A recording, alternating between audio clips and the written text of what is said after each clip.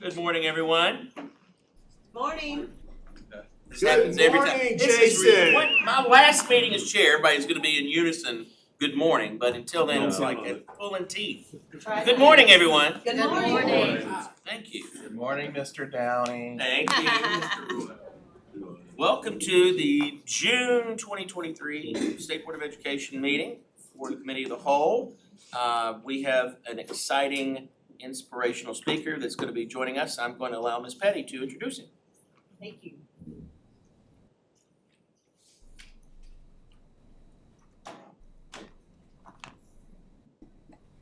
Good morning, everyone, and this speaker has spoken to us before. He is an amazing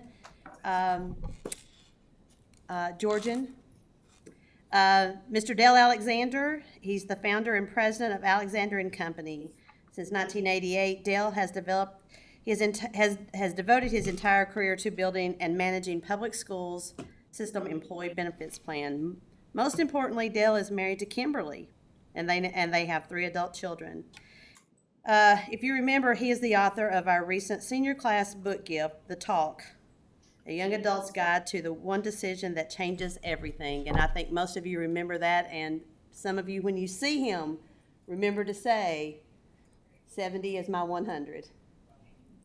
So I want to thank you for your wife and your family gifting that book to the entire senior class in the state of Georgia this year. If only a few resonates with it, then Georgia's going to be much better. Hopefully, it resonates with hundreds of thousands. Thank you all. Good morning. Morning. In the mid-1960s, Winston Cigarettes was a fairly successful cigarette brand. They were about 5th or 6th in the marketplace until an ad campaign changed everything. If you're over 50, you give away your age. If you're over 50, you can probably finish this sentence. Winston tastes good like a Cigarette should. cigarette should. Just gave it away. Cigarette should. And they took off to number 1. Now, regardless of how negative a smoking message is, and many of those people that were influenced by that ad were led to very bad deaths, regardless of that, the message was effective because it was 2 things: clear and memorable. I mean, it's 50 plus years later, and you still remember that message. And just like Winston, the story of our lives sends a message to everyone who knows us in a good or a bad way. So in about 9 more minutes, I want to show us all and to know how to send a great message with our lives. My pastor asked us a question one time, and he said, when he asked this question, it kind of stopped me. He asked this question: how would you finish this sentence? At the end of my life, I'd like people to line up and thank me for blank. And it could be something as simple as a smile, the way you lit up a room, your encouragement, the marriage that you have, your wisdom, your ability to listen. And the answer to this question is going to be based on the message that living our life sends. There are 3 things that we can do to have a great life message. Number 1, you've got the notes: grow continually. We need to grow continually. We need to be the example that we want our youth to be. Now, hang on. When I say growth, I don't mean like, well, Dale, I gained 10 pounds. I don't mean like physical, or I can still fit in the earrings I wore in high. I don't mean like physical growth, right? I mean growth in some ideal that we want. I can get better at something. I can get better in my marriage, in my parenting, in my spiritual life, in my work knowledge, on and on. I can be better. Every day in some way I can be better. And our kids watch that, regardless of how old they are. I love talking to 50-year-olds that say, my parents are in their 70s and they're still going to marriage conferences to have a better marriage. They all watch that, regardless of how old they are. And the greatest thing about growing continually is that it offers the most powerful antidote to almost every problem we face in life: hope. Many people never let go of the past. Never. This is where I am. This is what I have. This is what I did. Look, a failure is not a person, it's just an event. And here's why you let it go. Because when the negativity of your past is greater than the hope for your future, you're done. But as long as there's potential, the view of the horizon and the possibilities of my life drastically changes. And you probably believe that. Here's why I say that. Have you ever noticed if you're going on a trip, we love going on cruises. Have you ever noticed if you're going on a trip like a cruise, isn't the preparation, the packing your luggage, the ride down, the registration, isn't that more exciting than the ride home? Why? Because of hope for what is to come, for what can be. And the outlook for our future is the same. Growth is an answer for a life with no hope. It's what your entire industry, education is built on, hope, because growth gives hope. So let the light on your horizon light the steps for your journey. Let it be part of your story. So number one, to have a great life message to send is to grow continually. Second is to walk humbly. Humility, you've heard this. Humility is not thinking less of ourselves, but thinking of ourselves less. You've heard this saying. And I tell my kids, always look for ways to make others' lives better. Start with them. Start with them. David Salyers was the second head of marketing for Chick-fil-A. Very, very successful person. And he said a life can consist of two paths. A life built on creating value for, or a life built on extracting value from. And the story and the message of our lives should send a message of serving, knowing that the greatest among us will always be servants. Think about the most important people in your life. Weren't they about more than themselves? And if you feel unloved, unappreciated, unimportant, give yourself to more than yourself. That's why in the book, to talk about money, I talked about giving, because everything about life gets new perspective when you start giving. Humility simply means I'm second.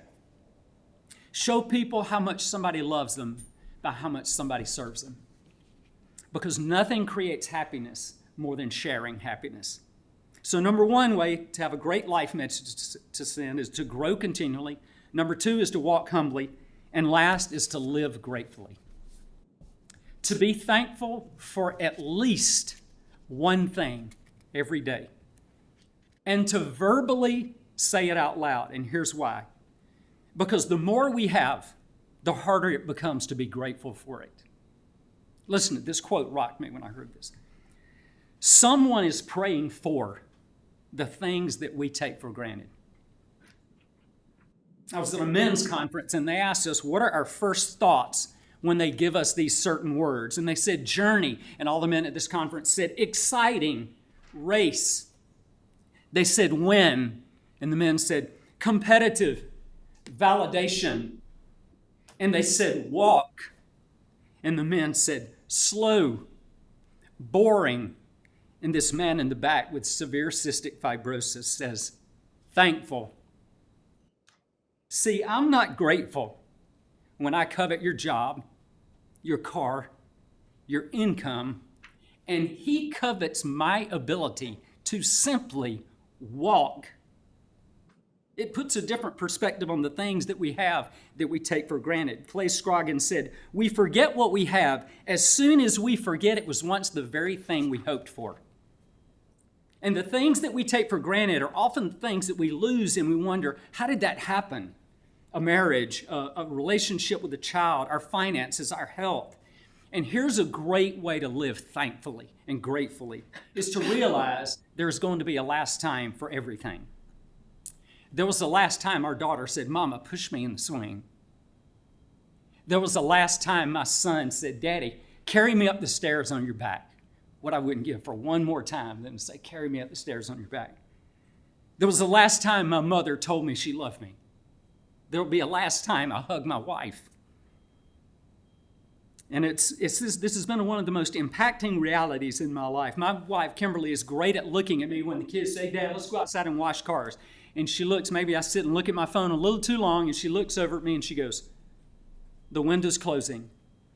There will be a last time they ask you that one time. It makes me put down the phone and listen with my eyes. At the end of my life, I'd like people to line up and thank me for blank. And the great thing about this is because we're still kicking, we can finish that message. Regardless of your past mistakes, regardless of your present situation, you can still write that message. Because if anything matters, then everything matters. There's no action without a consequence, both good and bad. My friend Tim Elmore talks about a long time ago, a single man lived alone in an old neighborhood.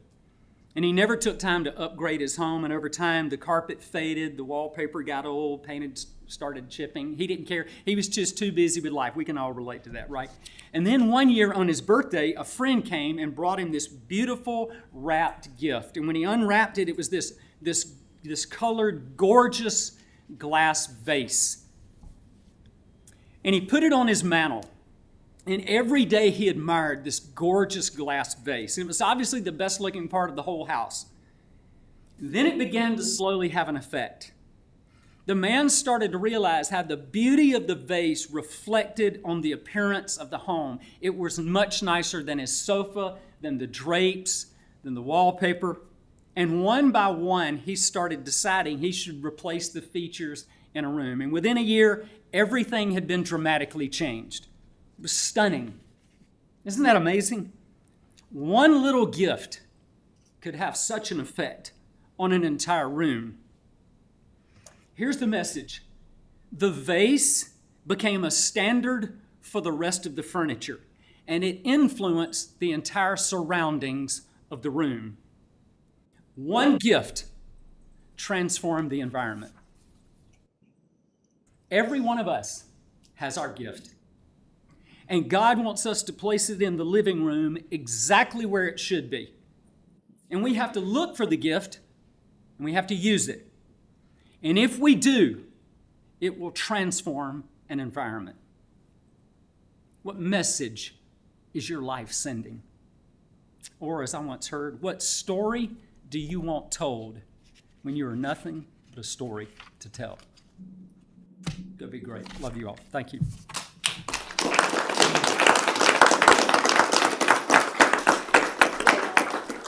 Would you lead us in the pledge and our prayer, please?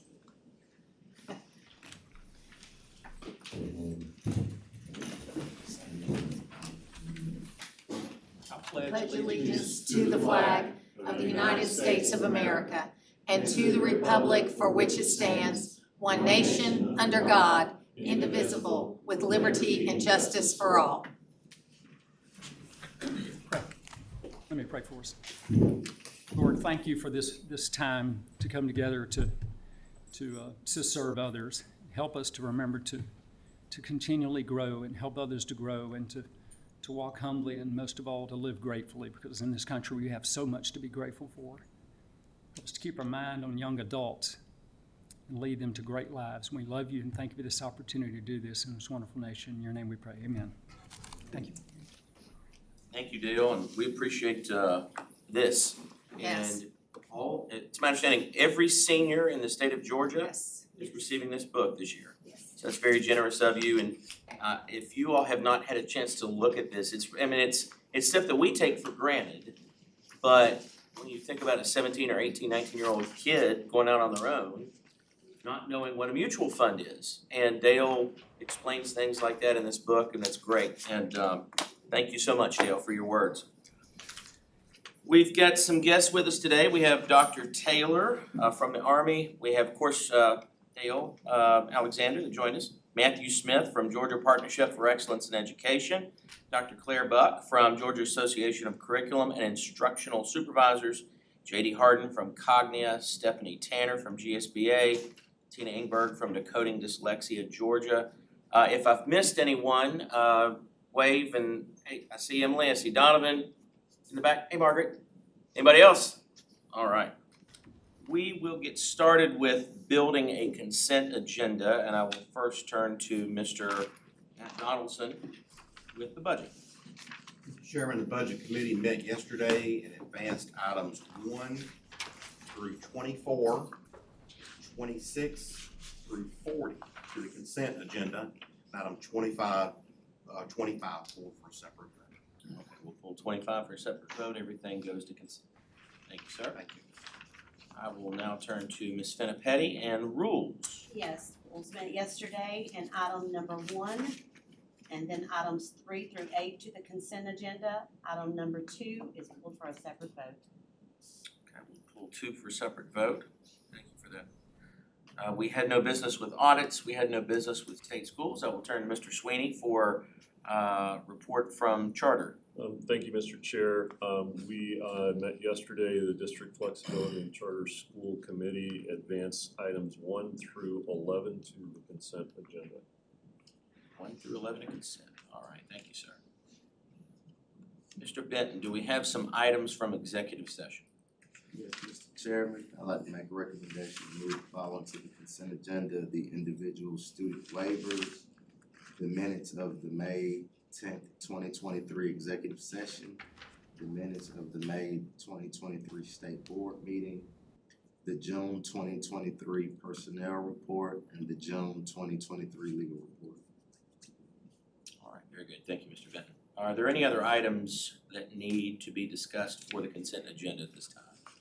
All right, it sounds like we have, One waiver. no, we're not going, we don't need, unless you want to pull. Yes, Okay, Yes. all right. Which one was that? 37. 2023-37. Okay, so 2023-37, we're pulling for a separate vote. Yes. Okay, fair enough.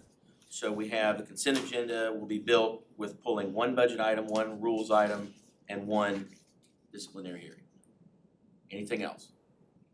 All right, we will stand in recess till 9:35 to build the consent agenda and come back and take care of business. All right. Well, we got, but they can't be on until 10:10. Do I? I mean, Before I would just recuse myself, do I verbally? No, it's not. Just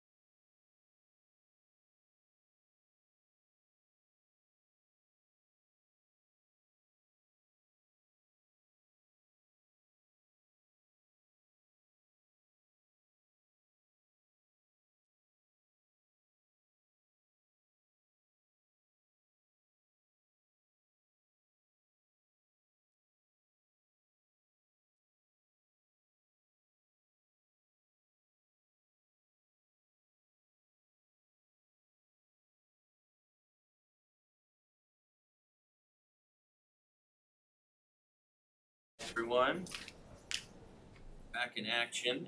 Board members, you have in front of you a consent agenda and an agenda with the consent agenda. So at this time, Mr. Sweeney, I will turn to you for motions related to our agenda and consent agenda.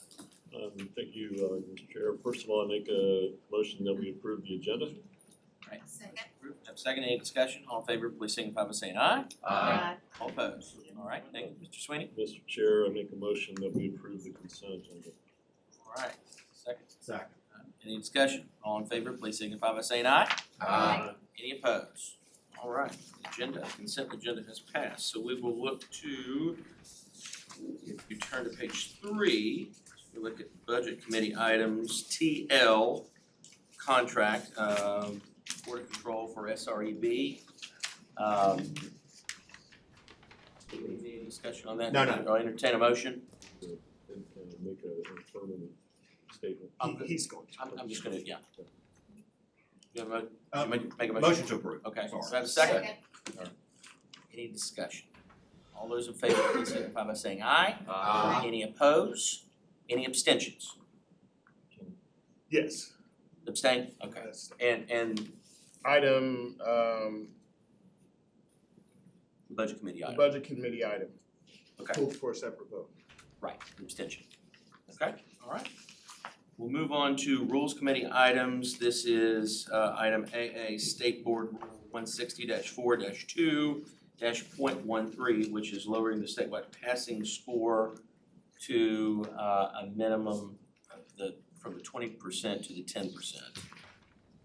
All right, I'll entertain a motion to approve at this time, Motion to approve. or to post. Correct. Right. I have a motion, a second. Any discussion?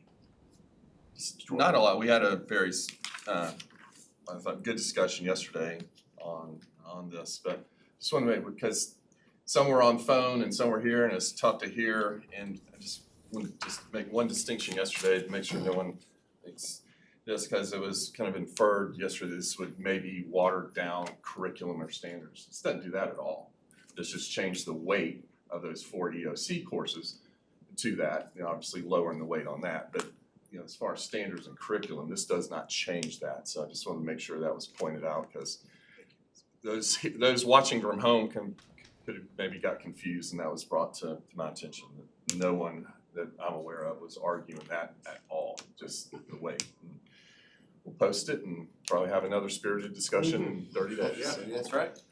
That's right. And I just wanted to make one comment about the fact that this is being posted for comment. It's really important for those that are listening, for people all around the state to look at these things when we post them for comment, because we really do want to know what people think about it. And as I said yesterday, a 10% is still substantial as it relates to a person's final grade. And it doesn't mean it has to be 10%, it can be more if school systems want them to be, but I think it's very important to understand all of that and to get as much input as we can. Thank you. Mr. Sweeney. Just want a point of clarification. This isn't lowering the weight, it's establishing a floor. Right. Okay, so establishing a floor, allowing districts the flexibility to go ahead and have a heavier weight than 10% if they so choose. We all know what they're gonna do. Right. I will, okay. Yeah. We can discuss Yeah. that. I would bet there'll be I'll bet you a systems steak. that- Okay. You'll owe me one. Yeah. But again, if I could just interrupt, it does not change accountability in CCRPI. So that, that part remains the same, so. Because that was one of my thoughts actually going home was, does this affect any of our stuff with US Ed? No, I mean, like I said, we still have to have the passing and all that. This just affects potentially a student grade. I just want to add too, I echo Martha. I hope people will comment, those for and against, so we can hear both sides for both sides of the argument. So commenting is very important. So as we heard today, there's no action without consequences. Correct. That's one of the truest things ever. Any more discussion? All right, we have a motion and a second. All those in favor, please signify by saying aye. Aye. Any opposed? No. Any abstentions? All right, it passes. passes, it'll be posted for 30 days, and we'll have spirited debate in 30 days, Mr. Royal. All right. Look forward to it. Move on to the next item. We have an executive committee item that's been pulled for a separate vote, which is SPOE Decision 2023-37. I'll entertain a motion this time to approve. Actually, I'm gonna make a motion to deny. Okay, making a motion to deny. Do I have a second? Second. I have a second. All right, any discussion? All in favor of denying? Can we have a little bit, Okay, I know sure, it's sure. executive session item when we don't need to reveal any student level stuff. And I'll just remind everyone that Yes, Yeah, this is preserve regarding, the integrity of, yes. but we are talking about a student here. And I've only voted in 13 years, twice, ever to overrule anything like this on a district. And we, the state board, have the ability to do that if we find that it was too much or arbitrary or something in the punishment. We've got a very small window where we can overturn based on those. And with what we learned in executive session yesterday in additional detail, we learned about the student and the punishment that was handed down and the circumstances of which they messed up. But in thinking about it last night, if that were my kid, it's too much. That's the lens I look through it. It's too much. That's gonna follow this kid during their entire high school career. This kid already has other external factors affecting him or her. And I just really believe it was too much. It's too much in this case. And that's why I'm gonna vote to overturn. any further discussion? Mr. Chairman, I request a roll call vote. Okay, fair enough. Is there any more discussion on this issue? I wanna clarify again what we're voting on. The motion is to deny or reject the Recommendation. recommendation itself. Yes. So we're not voting in the affirmative, we're voting to deny or against. Reverse. Right, to Yes. reverse. As a point of order, my motion is to reverse the local board decision. There's been a motion, there's been a second, there's been discussion. There's been a request for a roll call vote. Any more discussion? All right, we'll do a roll call vote. Ms. Dahl? Yes. Okay. Mr. Royal? Yes. Mr. Benton? No. Okay. I vote no. Mr. Donaldson? Yes. Okay, it's 3-2. Ms. Petty? Yes. That's 4-2. No. Mr. Sweeney? That's 4-3. Yes. That's 5-3. Who do we have on? Mr. Griffin? No. Okay, It's 5-4. 5-4. Is anyone else on? Nope, okay. The motion fails, right? Right, the No, motion to- The motion, Passes to, Deny. the motion to deny was 5-4. The motion to deny is accepted. It is accepted, Carries. correct. Motion carries. 5-4 vote. Because of the motion that was made, how it was made, it's confusing, sorry. Okay. So, so 5-4 vote, yes, on the motion to reverse, right, the local board decision. okay. So, where do we go from here, Stacy? It's an I example. would have to make a call to our hearing officer and have her draft a new decision. Which we'll have in July, or do we need to call a special meeting, or? No. So she would go ahead and draft it, and then we would get it out as soon as we have the copy. Mr. Sweeney? Is there a need immediately following this to briefly go into executive session to discuss the ramifications of this, or do we need to wait? That is completely up to you guys. I mean, to my knowledge, like I say, it's only I've only voted twice for it, and to my knowledge, it's only happened once in the last 13 years under these circumstances that we did it because of an exorbitant punishment. And it's just now the hearing officer, instead of drafting the affirmative, it drafts a reversal to the local district and move on. Mr. And- Chairman, if Yes. I may, to Stacy. Yes. Stacy, do you need anything else from the state board? No. Okay. I say So we don't need it. Okay. All right, fair enough. All right. It's tough. All right, let's see.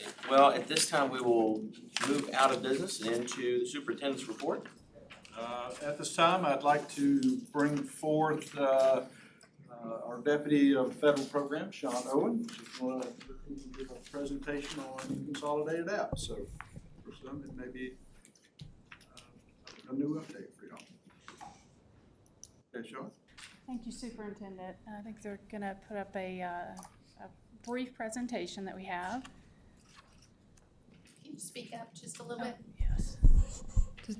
Does that help? Yes. All right, I think we're set. Thank you, Superintendent, State Board members. We appreciate the opportunity to speak to you today about consolidation of funds. You'll see on the screen and right here, we have the Consolidation of Funds team. I'm going to briefly talk to you about the history of consolidation of funds. And then I'm going to hand this over to Carly to talk about progress and success. And then Kelly will address implementation at the district level. First, I want to start out by thanking Superintendent Woods. This is actually the superintendent's initiative. It's very forward-thinking and innovative in the use and the spending of federal funds. So as part of this, and by implementing at the state level, I am thrilled to say that there is no other state, and I do mean no other state, that implements the number of federal programs and has the number of LEAs participating in consolidation that Georgia has. No other state comes close. So thank you, Superintendent, for your leadership in that. Also want to thank Chief of Staff Matt Jones for his support and guidance with consolidation, as well as the federal program staff and the financial review staff, particularly Amy Rowell, not only at the state level, but also at the LEA level, because essentially what this means is changing the work. And as we know, change can be difficult, but everyone pulled together to basically make sure that consolidation grew and was a success that it is today. So thank you to everyone involved with that. And finally, I want to make sure to recognize the 4 pilot LEAs. So as you see, we had 4 small pilot LEAs, and you'll see the underline for the people that were involved from the very beginning. They were stalwart in their determination, along with Dan Weber, the leadership of these districts, their financial and federal programs folks, to stay the course when a pilot can be, unnerving if it's something new and innovative, which this was. But again, their participation helped to ensure the success of consolidation of funds. So if you're not familiar with what consolidation of funds is, it is essentially where you take local, state, and federal funds and you pull them together at the school-wide level of a Title I school-wide school. By doing this, rather than meet the individual requirements of all the different federal programs, you're basically paying for things out of one pot of money. So a lot of the regulations that are normally tied to federal programs are no longer as stringent. So that allows a great deal more flexibility in how you spend the funds, as well as you can now focus on school improvement and the whole child rather than meeting federal regulations. This also eases the burden of state and federal audits and state monitoring.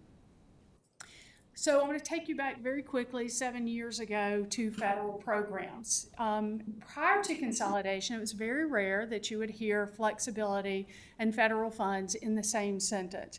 There was a pervasive belief that federal funds was a lot more focused on compliance and consequences. So this unfortunately led to the consequence of essentially a lack of flexibility and a great deal of concern over monitoring and compliance. And that's one of the reasons why it was difficult to get LEAs to participate at the very beginning of consolidation. So fast forward to Superintendent Woods' focus on service and support over compliance and consequences. And we have all pulled together and made a drastic effort, consolidated effort over the last 7 years to change the culture and climate in federal programs, not only in consolidation, but federal programs in general. And I'm hoping that when you talk with your districts, that you're hearing that as well. I am thrilled with the change in the tone and tenor of federal programs, and please know that we constantly work to make sure that we as a state agency and in federal programs are not overreaching beyond what the federal requirements are, and essentially look for additional ways for flexibility and service and support to the districts. So if you'll notice on the screen, On the left, that was the first year that we piloted consolidation. We had the 4 LEAs in the north, there's 4 small LEAs in the north. And if you look over to the right, you'll see where we are today. So essentially, we have grown consolidation from 4 small LEAs to 49 districts, small, medium, and large. And those are all the way from rural districts to metro districts. We've grown consolidation from 14 schools to over 435 schools. From 4 programs that were consolidated federal programs the first year to 19 federal programs that you can now consolidate. And under local control, we try to be extremely flexible with consolidation and give the districts a great deal of autonomy so that if they want to consolidate only one Title I school-wide school in their district, they can do so. If they would like to consolidate all of their Title I school-wide schools in the district, they can also do that. If a district wants to consolidate only one federal program, they can do that. Or if they choose to consolidate all of their federal programs, they can do that as well.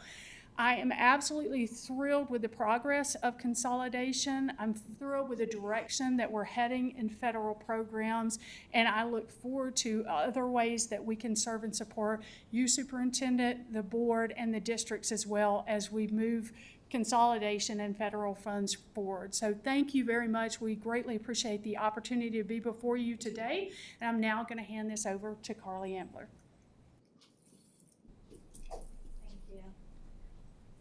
So if you look at this circle, if these are just some of the federal funds that could go to an individual school. I mean, this is big, right? Because you think of all the things that principals have to do on a day-to-day basis. To juggle all of these things in silos is a lot. We're asking a lot of them. So consolidation allows you to merge all of this into one pot in that center. And all they have to do is continue to plan and serve the students that are right in front of them and the families that are right in front of them and the teachers that they work with and the staff that they have in their schools.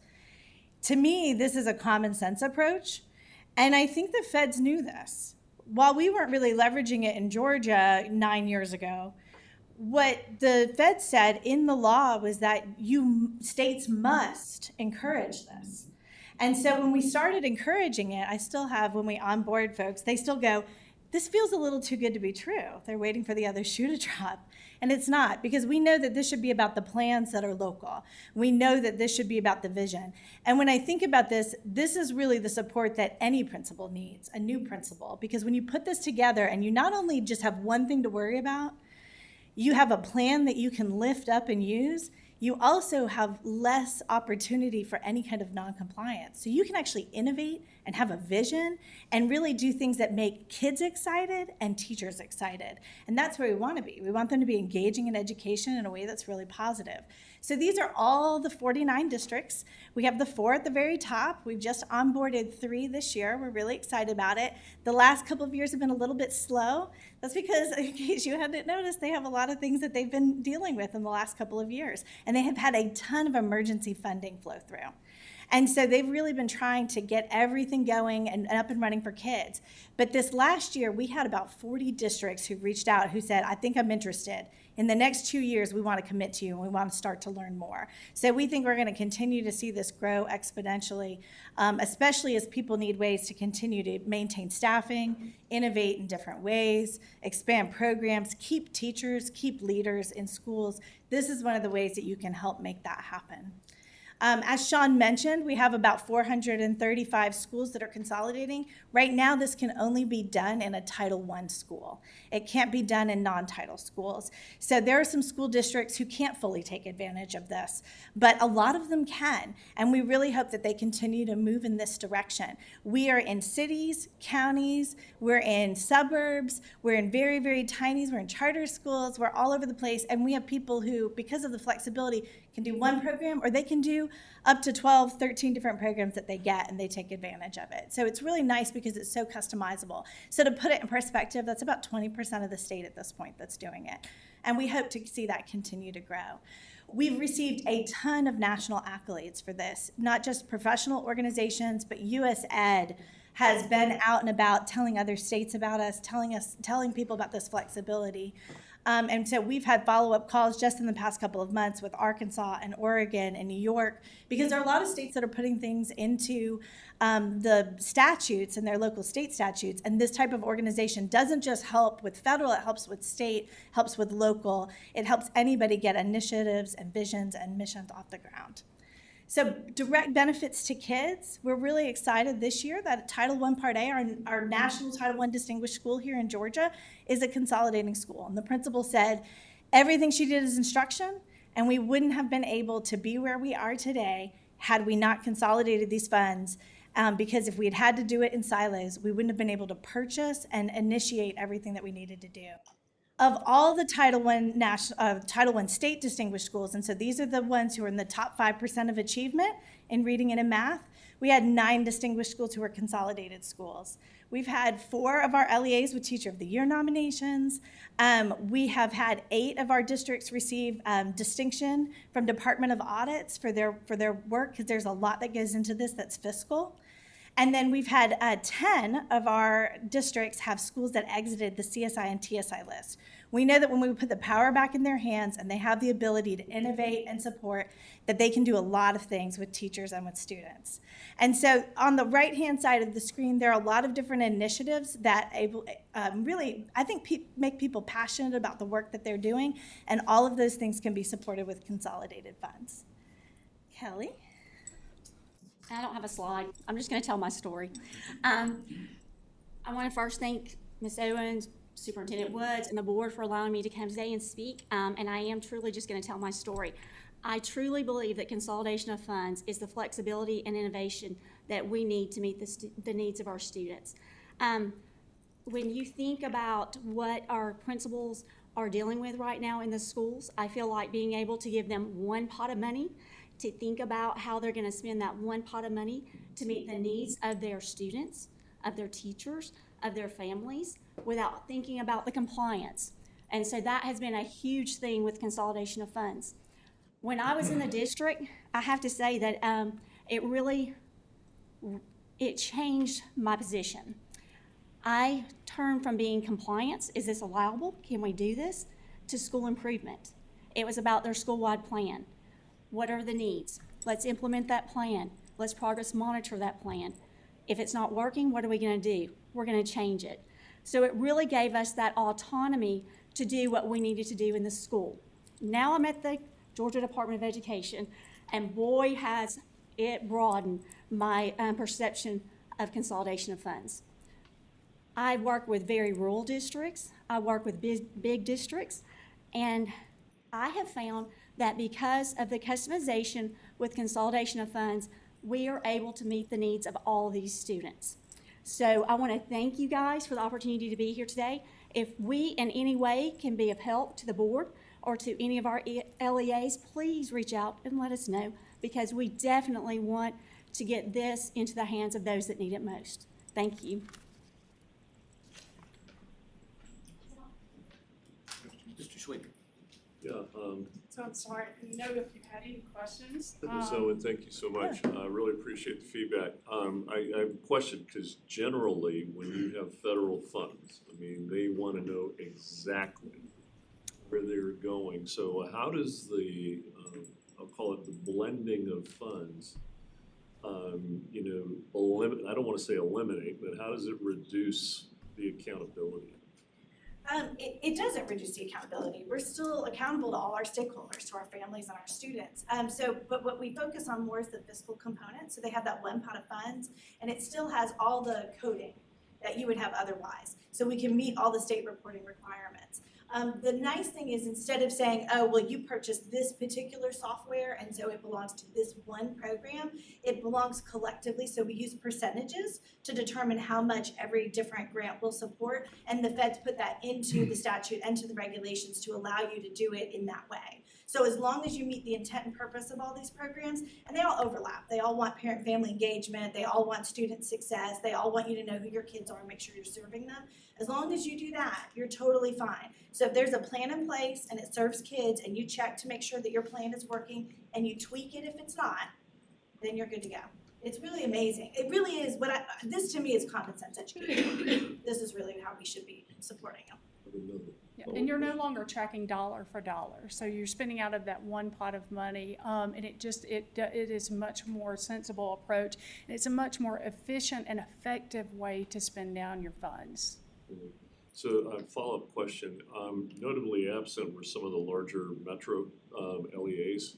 Oh, we have some, I there, saw Fulton, yes, yes. Fulton in there, for example, but Cobb, I didn't see it. APS, we have a number that we're also We had a reaching out city to, but we would encourage any of your assistants in helping us to, show them the benefits of consolidation. So I think it's a fair bet that each district within the state of Georgia probably has some quantity of Title I schools, Absolutely. all right? Yes. Is there a requirement that it be a majority Title I district?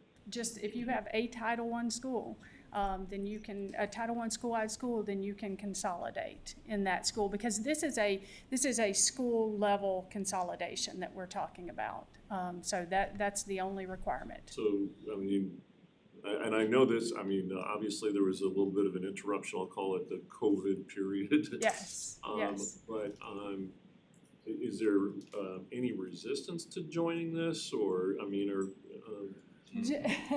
No, There's some when we first did this, long before Sean and I, you have the ability to consolidate a couple different ways. One of them would be you just put your you might wanna come up here. Oh, yeah, so sorry.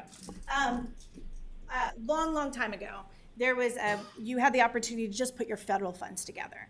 The flexibility from this comes from putting your state and local funds in, because then for us, it's state law.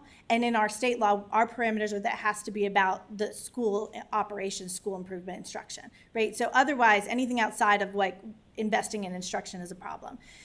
When you make it just those federal grants that are consolidated, your parameters are much tighter.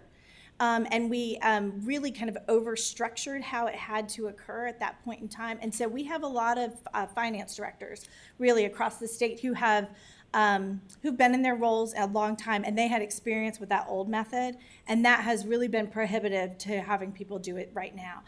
Occasionally, we have folks, we don't generally encourage it for people who are turning over brand new finance systems, because those can take up to 2 years to kind of get underway and work all the little snags out. But once they're up and running, if you have people in place who understand school accounting and they have good accounting softwares up and running, there's nothing that should be in the way.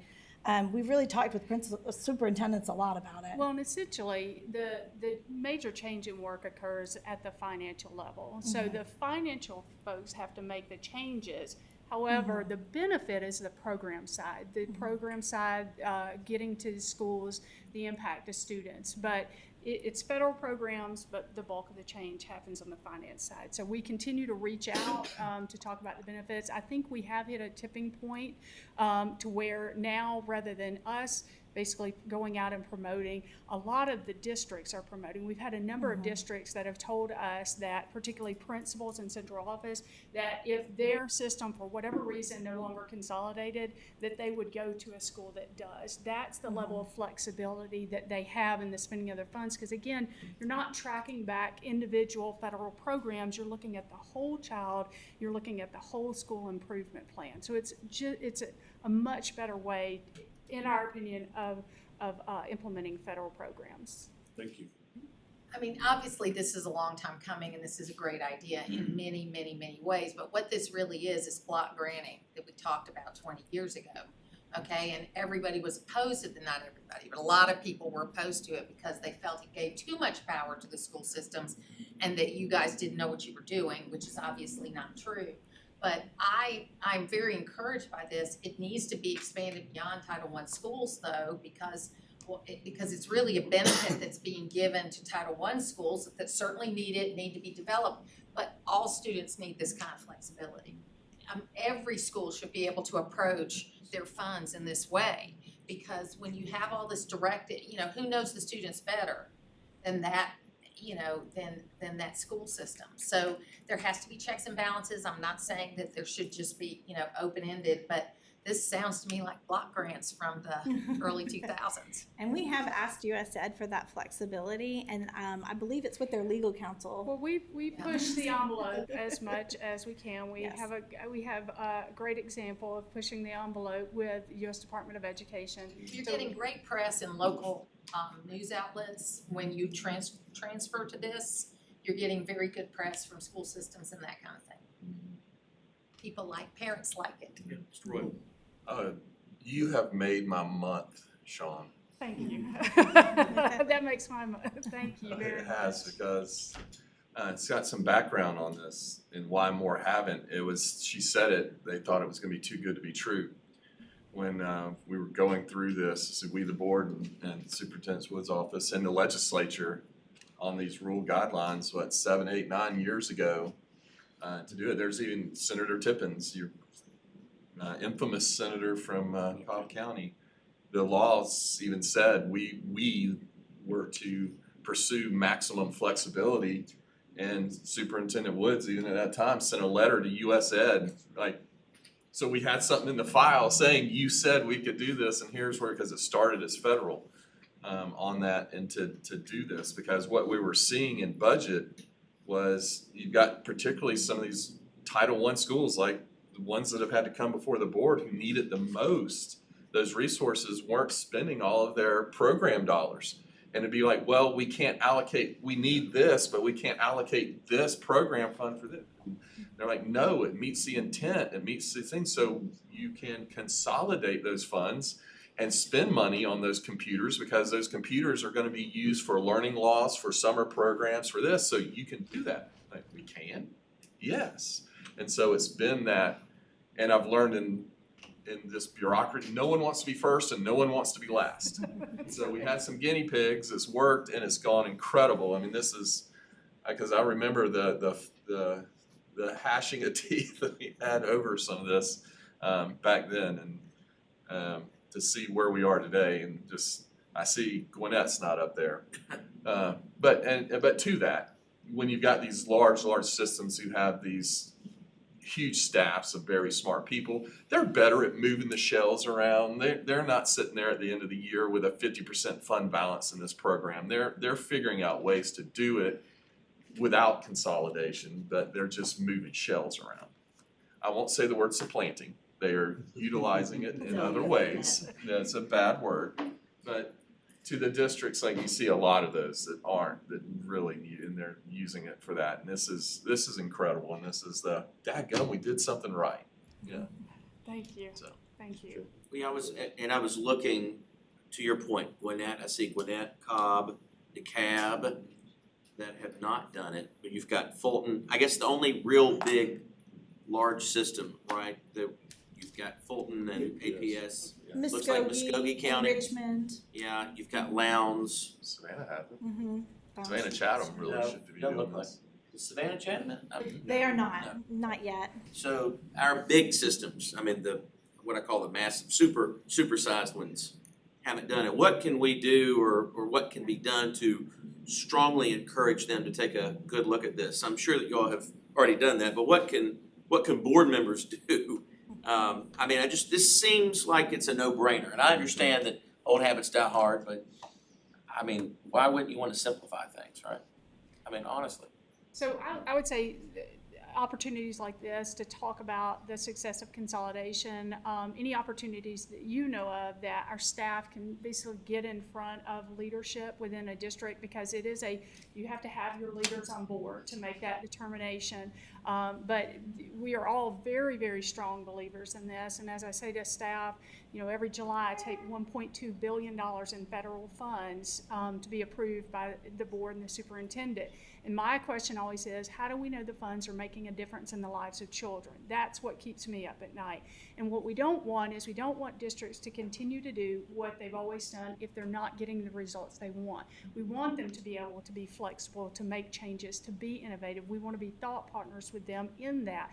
So any opportunities that we have to get in front of the districts that you represent, our staff, truly, we believe in this, and we would really appreciate that opportunity. Good. I just want to say that I think this is great. I only had one small part. I had the Perkins funding, but it's like, when that time of year rolls around and you're just getting, you've gotta get your information in there and everything's gotta be right. Yes, absolutely, We absolutely. need this, but can we do that with this, or can we do this, how do we make this work in this pot of money? And now being able to just use it.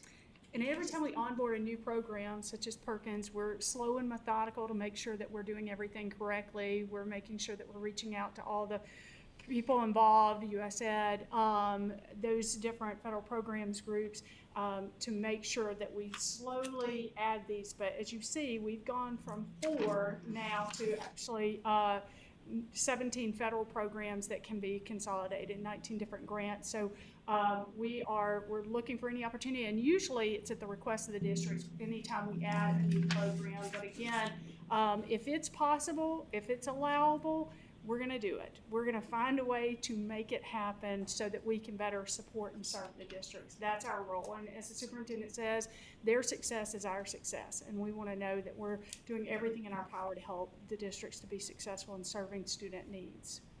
Mr. Sweet.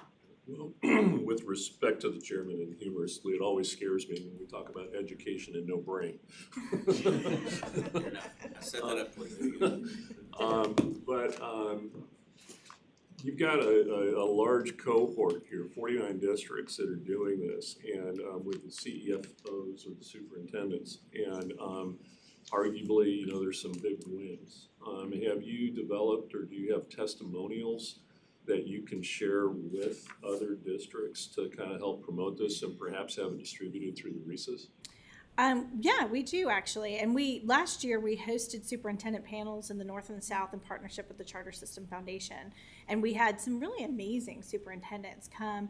Gainesville City hosted us, and Ben Hill County hosted us, and we had superintendents from the North and South come and talk about what they did. They brought their federal programs folks, and they brought their finance officers. But in the end, they were really able to speak to how supportive it is of new principals, how much flexibility you get when anything comes up during the year that has to be addressed with families and kids and staff. And they were able to talk about how they could get a mission and a vision up and running, and they don't have to come back to us to ask us about, can I do this? If you know it's right for kids, you can do it, and that's really where we should be. Good. I think now, during the presentation, how many districts have reached out to you this 40 year? this past year. So again, and these are new districts? These are new districts. So I mean, you can see that comes, we basically moved from 49 to 89. So we continue to grow exponentially there. See, this makes my day. One Anything more. further? Yes, sir. How many can you onboard in a year? As many. As many as- Good. We will onboard as many. If they come, we will support them. That's the however- chairman of budget telling you on board as He many will. as possible. We will make it happen. Good. Absolutely. So we should see about 130 some of them jumping on immediately, right? Just anybody who wants it. We'll see. I challenge systems to do it. Yeah. We should do it. 8 years of doing it, and we have really positive feedback from everybody who onboards. We have a method. So absolutely. Very good. Anything else? All right. Thank you all very much. Thank you for your Thank you. time. At this time, Dr. Keith Osberg, I'd like for you to come up and just share some good news coming out of your little team. They were just recently out in Anaheim and represented our great state in an amazing fashion. I got to thank you, Superintendent. Thank you, Board, for giving me a couple minutes to really celebrate some really good news. And I'll start by saying, man, I am proud to be a Georgian today. I was certainly very proud last week whenever I saw exactly what the power of Georgia schools and the Department of Education is doing. And I can say to you, Board, in a thrilled fashion, to say that Georgia is absolutely leading the way in so many different things. So last week, I had asked the superintendent if he would attend with us a conference that we call the Learning Impact Conference, and it's offered by an organization called One Ed Tech. And One Ed Tech is it is a member-led nonprofit kind of a meeting of the minds of higher ed, K-12 and the technology industry that come together to talk about ways that we can be collaborative and find ways to allow for the digital transformation that's happening in our schools across the nation to be able to do good things for classrooms, for our teachers, and those types of things. It is, again, it's a peer-led organization, which is well represented by Georgia. Certainly the superintendent saw that by the number of selfies that he had to take with so many folks. We might have been in California, but I think there was probably an abundance of Georgians that were there that represented our districts. While we were there, the Department of Education received 2 awards. One was what we call our Power Learner Potential Organization Award. It's an award given for those that are really leading the way and trying to think transformatively about how we're enable that digital transformation to happen. But secondarily, and one of the biggest awards that we're thrilled about was an application that you've all recently seen called our Suitcase. That Suitcase, again, whenever you get confirmation from your peers that they see the value of the work that has happened, and we received what's called the Silver Learning Impact Award, you can imagine how happy we were to be able to kind of bring that back home, because that really gives you the confidence of knowing that what you're doing really is impacting the lives of the students and the teachers that do the good work every day inside of the classroom. What I'd like to report to you is that while that may be a technology tool, more important to know is that has been a labor of love for the Department of Education for a long time now. And while I may be the technology leader, I would really be amiss if I didn't mention actually the fact that this has been a true exercise of collaborative leadership that has happened at the Department of Education. And I mean truly, a couple of names that I really have to mention are folks like the communication team, and I see him hide back there in the corner, but Jason, we had about 10 minutes, folks, to kind of tell about the work that's happened over really 4 or 5 years. And so I'm not the best in the world at being very succinct. So we needed somebody to kind of come behind and say, how do we contain that? Jason put just tremendous hours in both capturing the story, organizing that, and put it into a 4-minute video, which was then given in advance of us doing that presentation. That kind of conveyed the work that's been happening with the Department of Education. So Jason, I want to acknowledge the work, you and the communications team, because you always have our backs, and sometimes you're not on the forefront, but it needs to be noted that you guys, because of the work that you did, I think that was really the tipping point from that. What we showed, board, was this opportunity for us to take the leadership of you all and the superintendent and really being able to kind of show through parallel work with our strategic plan, which one of the foundations talks about technology integration. You, board, I've seen the sweat equity that you've put into taking standards, which are obviously the governance that's used by our system of accountability, our teachers, to ensure that we're learning, that students are being afforded these opportunities to learn, taking those standards and putting them in a palatable way that our teachers could use them, but also allowing for system design, which we know is incredibly important in the classroom right now. That is the amalgam of that tool called Suitcase.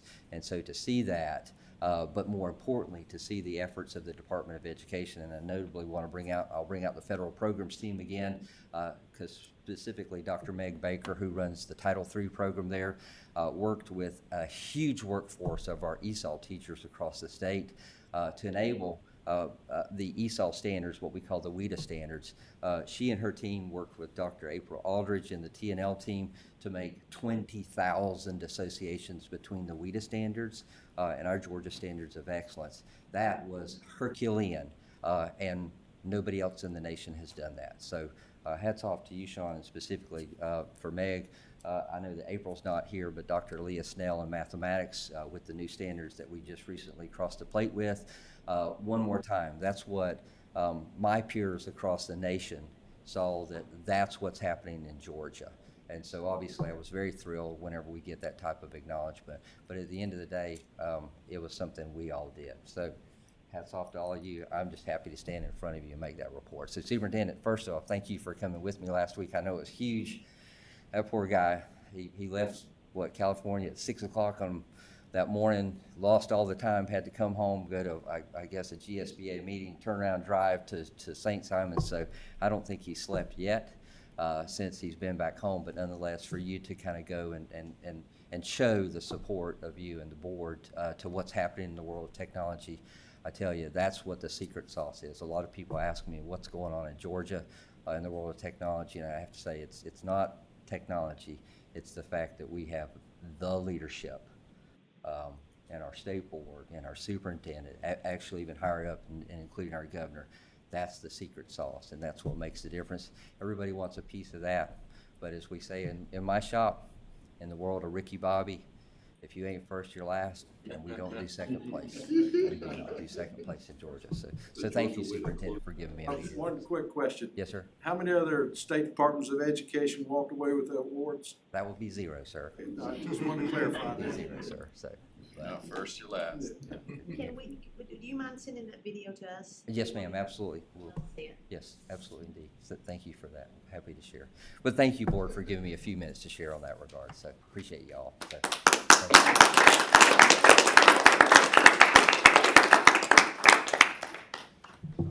And last but not least, this is our last meeting with our current teacher of the year as sitting on the board. So Michael, I'm gonna just pass it over to you and give you a few minutes to kind of share your experience. Shall I go up or stay here? I'll let you go up, yeah. And you asked me this during the consent agenda building portion, and you said I either have 5 minutes or I have until 5 o'clock. We'll see how this goes.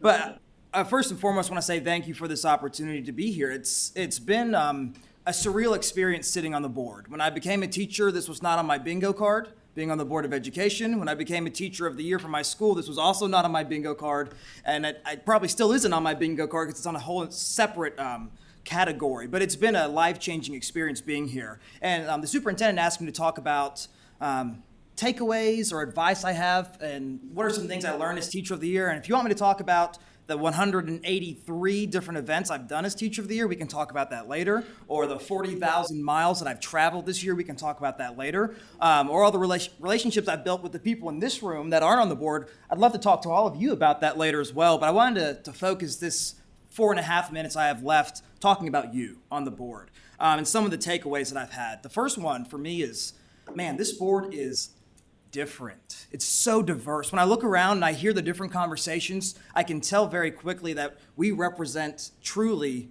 every student and every educator in the state of Georgia, depending on where we're from, our age demographic, what we believe in, what we fight for, what we allow, what we accept. It's been really, really exciting for me to see the conversations and how passionate it's been. And for me, it's diversified my ideas and my vision of what education can continue to look like. So I appreciate you being vulnerable with me. I also learned from my classroom, I've got 4 walls and 2 very small windows, and that's all I see of the outside world when I teach. The windows are on the door, and they're maybe 2 feet tall. That's all I get to see of the outside world. But when I came and sat on the board, I learned that there are so many more advocates for education than I ever knew about. And that includes you, and that includes all of you. I didn't really know how many people were out there fighting for me, for kids. So that's been really a huge takeaway as well. I've learned that the decisions you all make are incredibly heavy. And when I go around and people find out that I'm an ex officio member of the state board, I feel good because that means I don't vote yes or no on things. But it also gives me a chance to explain some of the decisions that you make because people all around the state do know what you do. For better and for worse, whatever that looks like, but I get the chance to defend all the different decisions because I know about the discussions that happen. Another takeaway for me is every decision has ripples, or as we heard earlier, consequences. And I think that takeaway is really important to me. I'm allowed to have all these opinions, and so are you, but when we put pen to paper, that takeaway has been really poignant for me. And the other thing that's been a takeaway is everything is so linked together. It's not just what happens in this room. It happens in the departments. It happens through Teams calls that happen within the department and other constituents here. But that's been a really big takeaway as well. I'm so used to being in my band room with those windows. And now I get to see that there's a big world that's full of webs, and that's been really exciting. Moving on to the advice portion, I was trying to really think about this because all of you are very veteran, very experienced. A lot of you have been on the board longer than I've been an educator. But some of the takeaways I think might be poignant for me as I've watched the way that this board works. you all have a lot of great relationships with the people in your communities, and that's really, really obvious to me. If I had a piece of advice or a charge to you, I'd ask you to go find some new people's phone numbers and ask some new people some new questions. Be willing to branch out, because when you are pushed with different conversations or new topics come up, like we had some great conversations yesterday about some potentially iffy things. Call the people that you don't know so well and ask them the questions too. Don't just call your friends that are on speed dial, because that's the way that you find a more refined opinion. I'd encourage you to reach out in different ways. We talk about how do we get public comment on certain things. And I think, I can text that superintendent that I've been buds with for 20 years, but I'd encourage you to find different ways to reach out to folks so you can get feedback from not only the veteran teachers, but the younger teachers that are going to be implementing the decisions you make for the rest of their careers, which might be longer than the tenure you have left on the board. I think it'd be great to ask different questions than maybe you're used to asking. And while I'm talking about asking for new friends and meeting new people, I'd also ask you to remember your old friends too. That includes me. I'll still be around, and I'm very excited to continue to hopefully collaborate with you as we go through this journey together. And then the final part that the superintendent didn't really ask me to say, but I want to make sure I do this, is I just want to say thanks in a really specific way. I want to be very transparent, and I was pretty nervous when I sat at that chair the first time. I asked Sherry, who was last year's Teacher of the Year, when I got the document for the first board meeting, I was like, do I really have to read all this stuff? I was like, geez, I've not read anything that looks like this before. I read a lot of music, and I read a lot of education stuff, but I've not read legal documents, period, next sentence. But that was really intimidating walking in, knowing how much you already knew. So thank you for accepting my voice, my experience, my different view on some things, because I do teach a different subject area. I'm slightly younger than many of you. So thank you for being so welcoming and accepting of me in this process. Thank you for including my wife, who's also an educator. She's the brilliance and the beauty and the brains of the operation. I told you that. You didn't believe me, then you met her, and now you do. But thank you for being accepting of her as well. Thank you for supporting me in this role.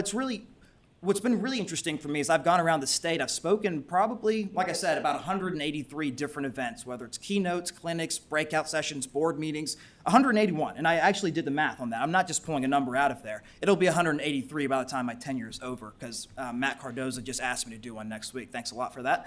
But when I see one of your faces in the room, it makes it so much easier for me. You probably can attest to that. When you walk into a room, we all have that first day of school after summer holiday, walking into the cafeteria feeling where it's like, who do I know in here? Who am I going to sit with today? And when I see you there supporting me and cheering for me, it really makes me feel empowered to continue to advocate for education. So thank you for doing that.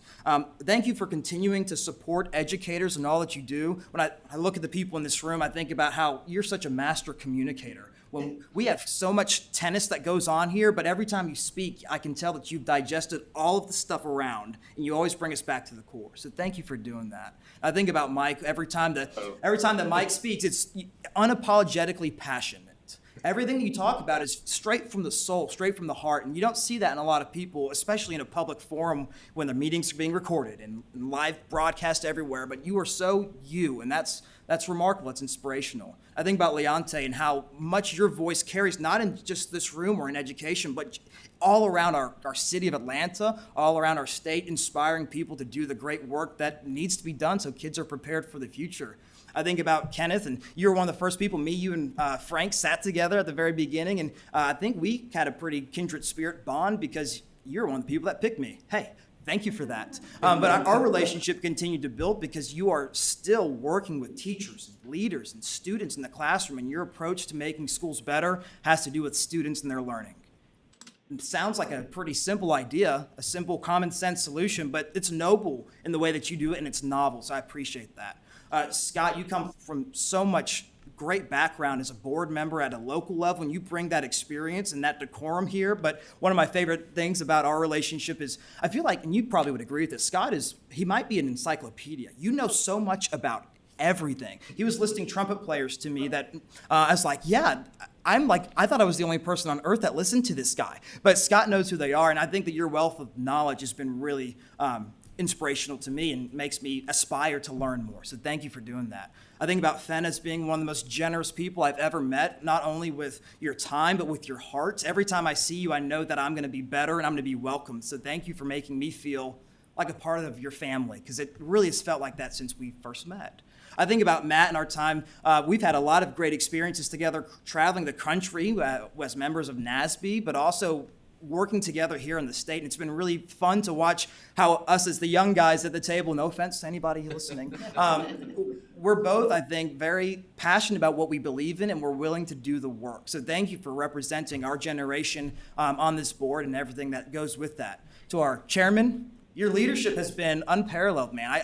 I walked into this and I just kind of saw Jason Downey as the boss. I knew that Jason was going to be the one that got things done, and you kept things on track. And I didn't see anyone else's chairmanship, but I know that this board operates in large part due to the great work that you do, Jason. So thank you for welcoming me and making me feel like I was advocated for. And finally, to the superintendent, I really appreciate you and putting so much faith and trust in what I bring to the table. I'm a unique teacher. I teach a very different subject. A lot of people were in band, but not a lot of people know about band. A lot of people were in the arts, but not a lot of people know about the arts. But you've made sure that I felt welcomed, advocated for, and like what I did was important. So your support of teachers means the world. So thank you for the time. It's been a great year.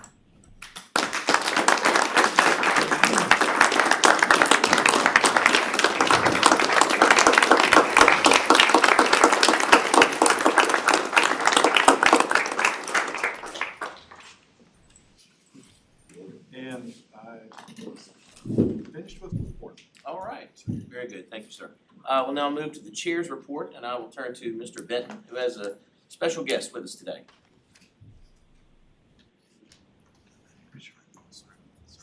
Chris's last meeting. Good morning, everyone. I'm here to introduce someone who actually needs no introduction. The great Ron Clark, founder of the Ron Clark Academy, NY Times bestselling author, has had several classes honored at the White House. His school serves as a training ground for educators across the nation.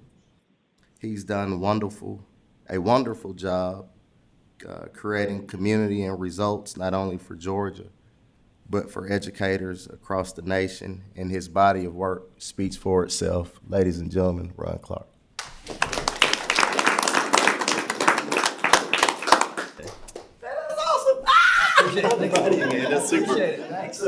Hey y'all, I'm excited to be here. I'm a teacher. I teach 5th grade math, 6th and 7th grade history, and I love it, but our school's a little bit different. What we do is not only do we teach, but we open our doors and we let educators from around the country and around the world come and watch. For example, last Wednesday, Thursday, and Friday, we had 860 educators that come from all 50 states, Finland, China, Russia, India, Singapore.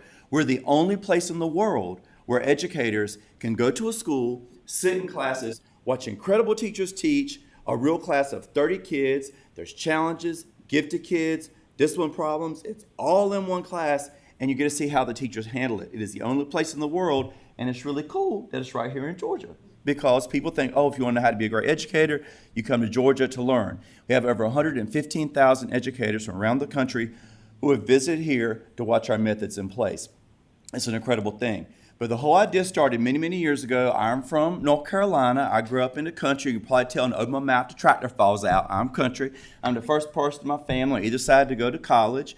And when I graduated at East Carolina University, I was working at the Dunkin' Donuts. And a local teacher passed away at a school. And my mom said, Ron, you got to go teach those kids. And I didn't want to do it, but she twisted my arm. And I went in and kind of fell into it. And I tried some different things that the other people weren't trying. It worked really well. As you heard, I was a teacher of the year. I got invited to the White House 3 different times, and my method started to spread around North Carolina. Then I saw this TV show. It showed schools in Harlem and New York City that had violence, overcrowded classrooms, and I had a feeling in my heart. And I was like, I'm going to go try and see if this works up in New York City and Harlem. So I went to New York City to the school from the TV show. My method started to work. They spread around New York City public school system. I was named the American Teacher of the Year. I got to be on the Oprah Winfrey Show, and she said, you got to write a book. Y'all know when Oprah tells you to write the book, you write the book. So I wrote this book, and it's called The Essential 55. And it's one big component of what I do. And basically, it's about manners. It's how my grandmama raised me. In addition to teaching curriculum, I teach kids how to clap for each other, how to hold a door for someone, how to organize your backpack. If you bump into someone, how do you handle that situation? So I taught my students how to handle all those different types of situations, and I found that in New York City, once I taught those rules, the class was more organized, more disciplined, and one of the kids said, Mr. Clark, I like this class now. I can focus and learn anybody bothering me. I said, buddy, you was the worst one. What are you talking about? And so I learned in that moment that all kids want structure, they want to know how to be respectful, and I realized a lot of parents weren't teaching those things anymore, and so when I taught them, I saw it would really change the class.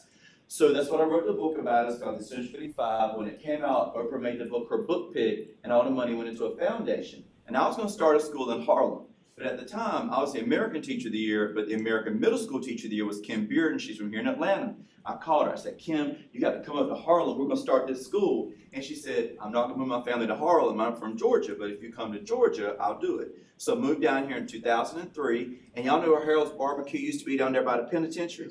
So we went around there, and there was this old factory, and it was run down. It was built in 1911. It's where the drug dealers and the streetwalkers did their business. And we looked at it, and we said, this is it. We're going to buy this old factory and turn this into a school. It was really challenging. We're a nonprofit, and the board member said the community is going to destroy that school. That's really, at the time, it was the second highest crime rate area of Atlanta. And I said, no, the community is going to love it. So we bought the factory, but during the first 6 months of construction, we had 19 break-ins. As soon as we put copper piping or something in it, they'd break in to get it. And so the board member said, we told y'all the community was going to destroy it. I said, no, we just got to get it on. So I took my backpack, I went to every house in the neighborhood. We knocked on the doors, took us 4 months. Went to the civic league meetings, to the churches, to the businesses. And there was this one house I didn't want to go up to because they were always drinking beer on the front porch and smoking. But I said, you know what, the Lord will be with me. And so I went up there and I said, hello, y'all. And they were like, are you one of them Mormons? I was like, no, I ain't Mormon. They're like, what are you doing here? I was like, I'm a school teacher. And they said, well, what do you want? I said, I have a dream.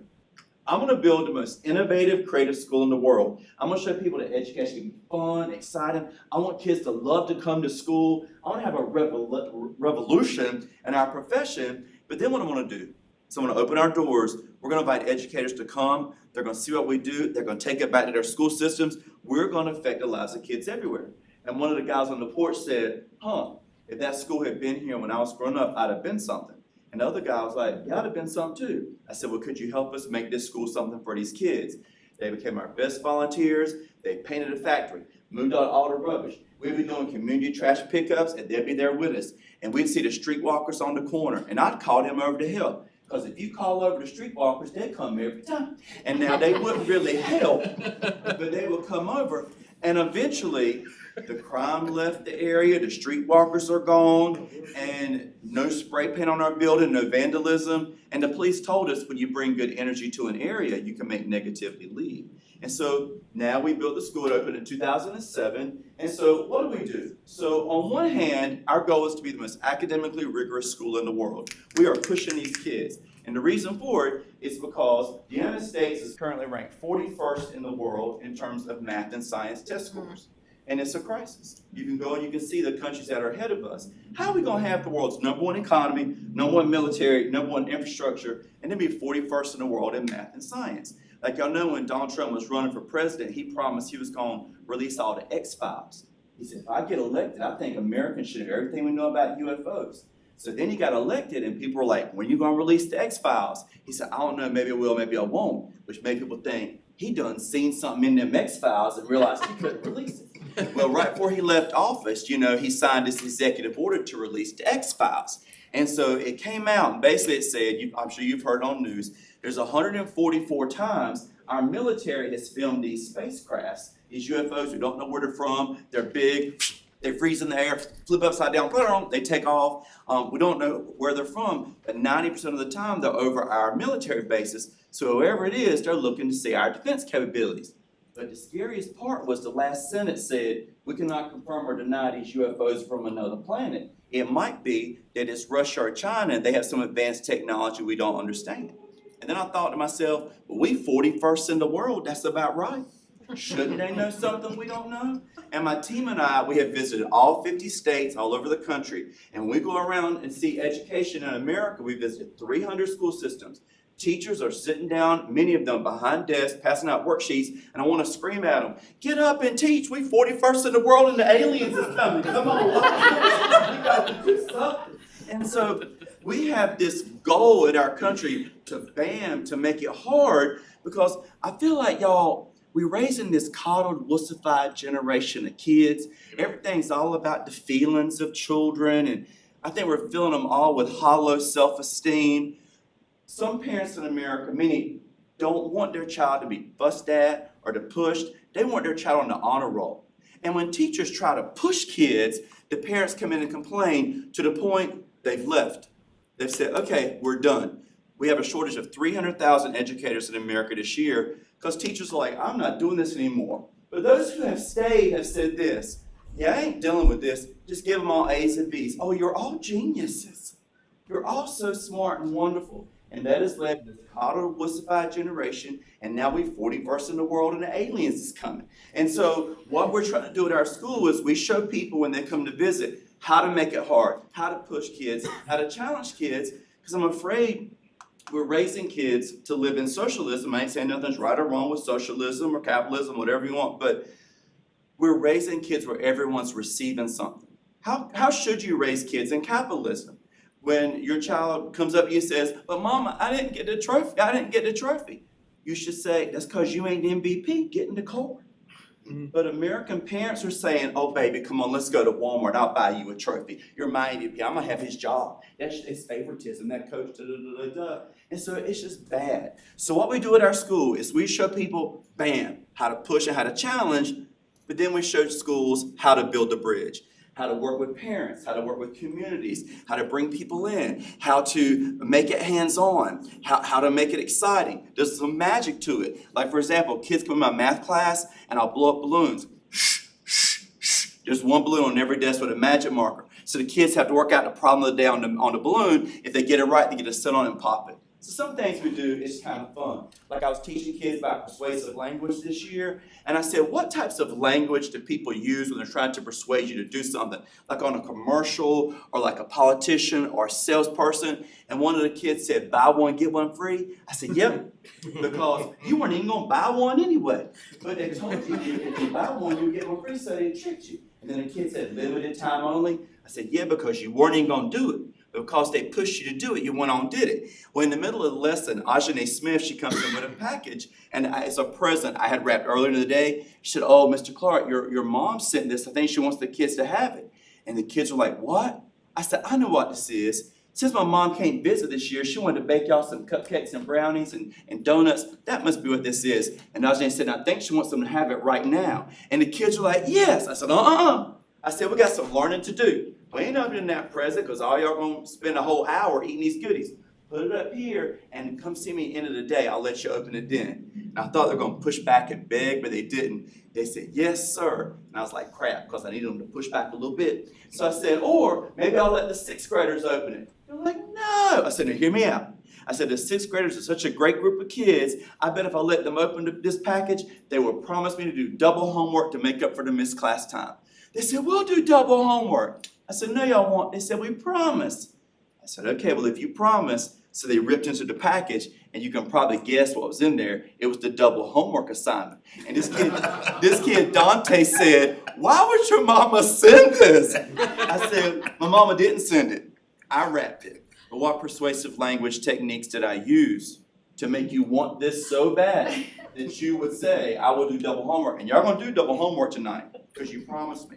So all I really did was wrap it, put it in a box. It was a small little thing. So when educators come to our school, what we showed them is we're going to make it hard, we're going to push kids, we're going to challenge them, but then let me show you some ways to eat lunch with kids and to make your class exciting, how to use music, how to make it hands-on to get to that level. So what has the success been like? Well, as a school, since 2007, 100% of our students have gone on to graduate high school. We're really proud of that because we have kids to come to our school who've never been academically successful. The majority of our kids, we are a private school, they pay $45 a month. Most of our kids come from underserved communities. We have kids who are gifted, kids who are average. The majority of our kids come from a single parent home. We have 100% graduation rate from high school, 91% are in college, and they don't just go to college, they're at UGA, Georgia Tech, or Harvard, Yale, Princeton, Morehouse, Spelman, They go all over this country to the most incredible colleges you can imagine. But what has our success been like for visitors? So educators visit. There's a school in North Carolina in Beaufort County called Chocowinity. They have 6 elementary schools. They were ranked 5th. So 8 years ago, they said, we're gonna start sending teachers to you to learn what y'all do. As of this year, they were ranked number 2 in the whole state.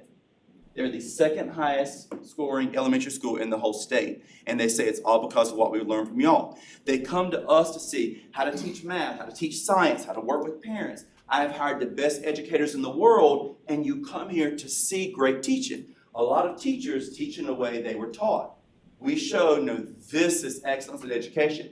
And y'all, teachers sit in our classes, go cry, they say, this is what it's supposed to look like, I know what I'm gonna do now. There was a teacher in Texas called Marissa Torres. She went to her principal in December and said, I'm quitting, I can't do this anymore. He said, I'll send you to RCA in Atlanta, because I know you want to go if you'll just stay to the end of the year. Don't leave me now. She said, fine. So she came to us in January, and after 2 days, she said, you've shown me what a school should feel like and be like. You've shown me how to teach these lessons. I know what to do. She went back, changed her whole classroom. The next year, she said, I'm not going to do it not only for my classroom, for the whole school.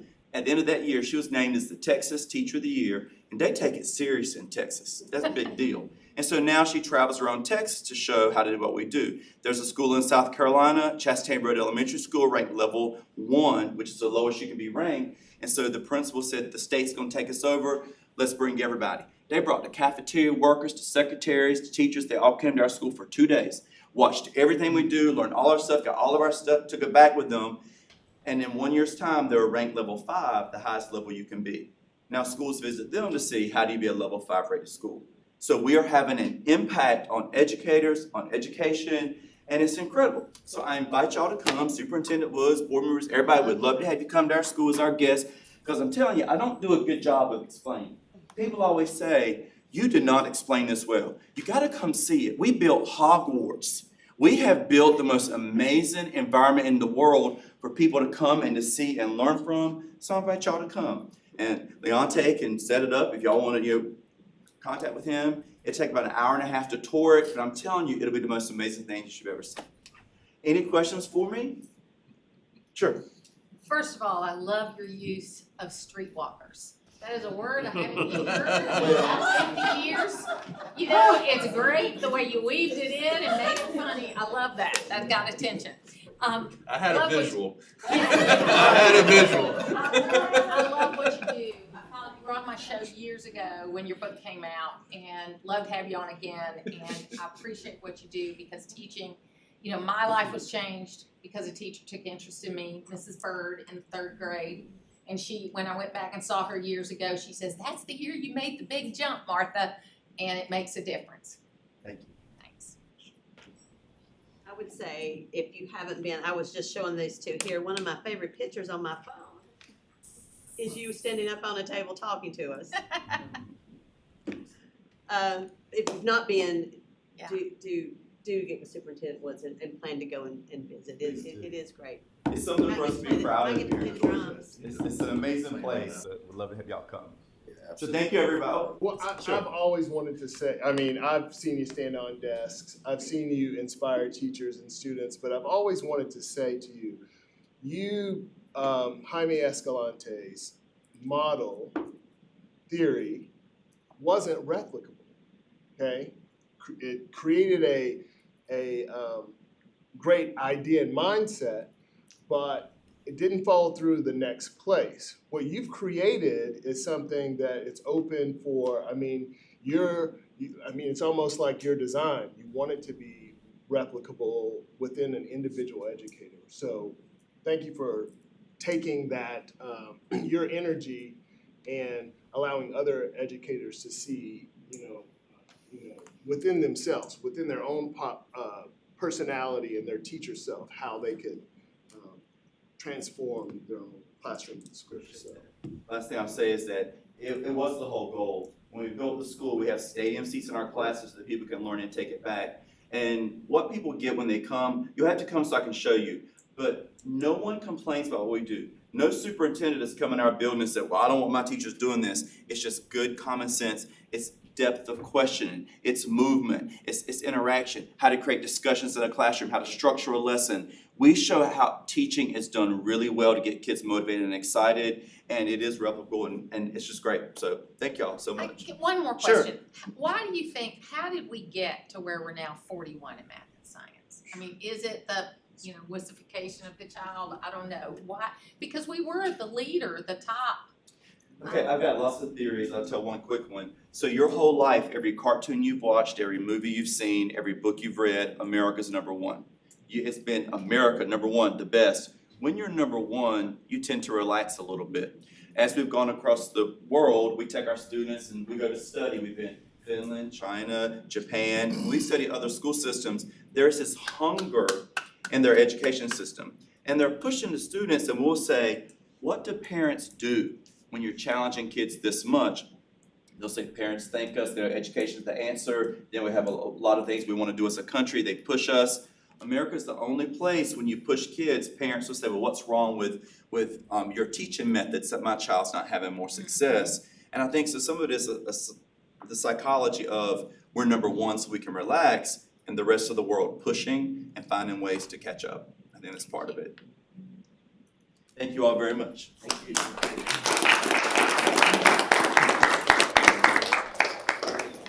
We are, we're gonna ask Leonte to set up a meeting to come to your facility, maybe sometime later this year, maybe September.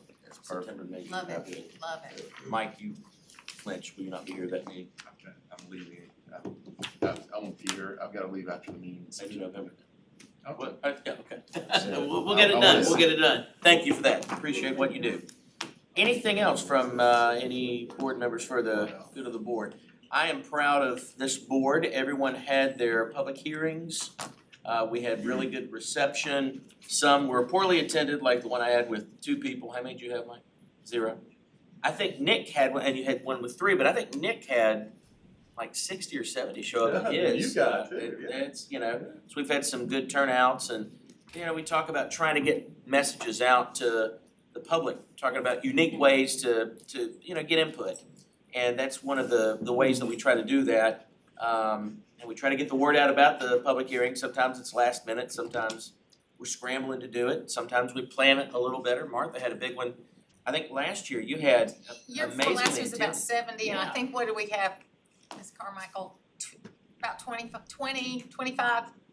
So, yeah, we had a pretty good turnout this year too, but year before last, it was big. Yeah, and I appreciate the work that you all are doing, trying to get the word out, going back to your districts, telling the educators, telling the stakeholders what we're doing, and getting input from them. So I appreciate that, and I'm so proud of this board.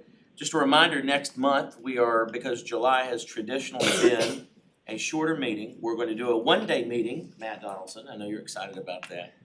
We've not set up the agenda yet, but the plan is to do the committee business in the morning, break for executive session, and then have the actual meeting probably at 1 o'clock in the afternoon. So it's just a one-day thing. I think it's on the Wednesday, is that right?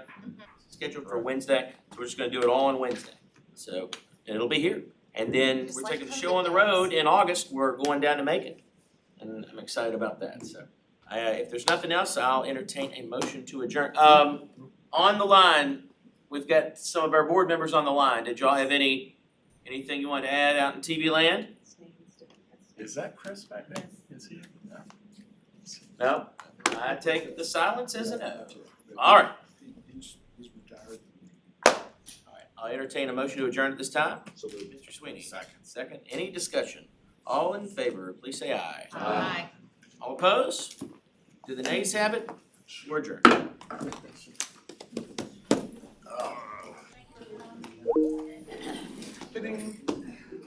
Thank you, Michael.